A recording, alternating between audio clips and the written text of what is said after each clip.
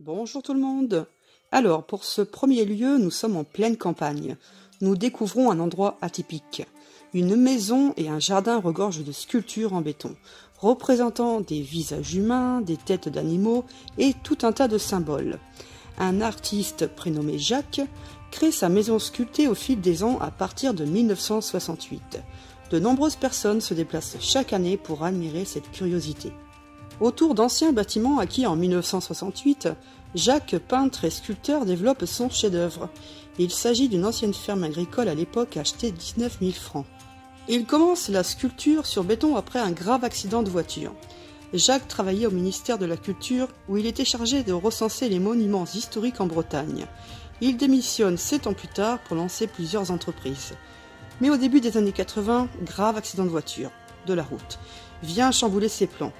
Il raconte « J'étais arrêté, donc j'avais du temps et j'ai commencé la sculpture sur béton. » Jacques s'est lancé à corps perdu dans son projet un peu fou, ornant les murs et le jardin de sa maison de sculpture et de gravure. Il affirme « Je suis autodidacte et j'ai fait ça au jour le jour sans véritable plan.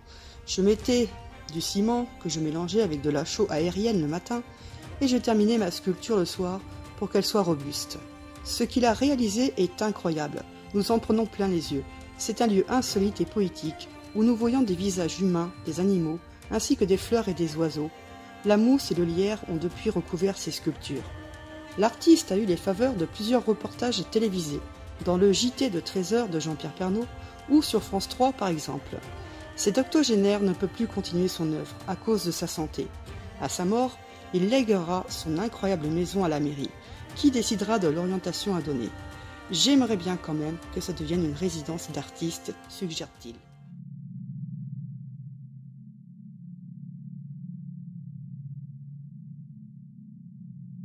Au détour d'un chemin de campagne, nous voyons des bizarreries dans un hameau. Hop, nous faisons marche arrière et décidons de sortir de la voiture pour aller voir ce qui a attiré notre regard. Belle découverte, des objets sculptés avec de la récupération. N'ayant vu personne, nous ne connaissons pas du tout la personne qui est à l'origine de ces merveilles, ni l'histoire, malheureusement.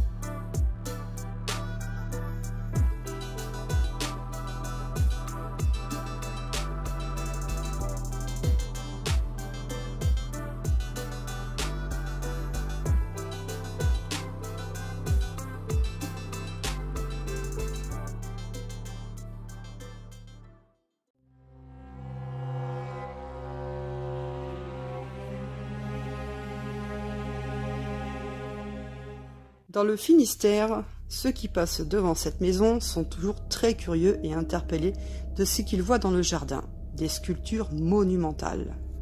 Nous sommes ici au jardin de rêve du sculpteur Jacques. Et oui, encore un Jacques. Né en 1936 et décédé en 2016.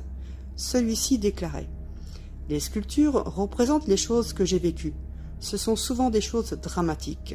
C'est une collection d'images fortes, souvent dures, que j'ai conservé et utilisé. Ce n'est pas de l'art, j'ai horreur des artistes, c'est un univers poétique. » La liberté du regard. Jacques ne faisait pas visiter son jardin, mais quelques privilégiés y avaient accès. Voici les mots de Jacques.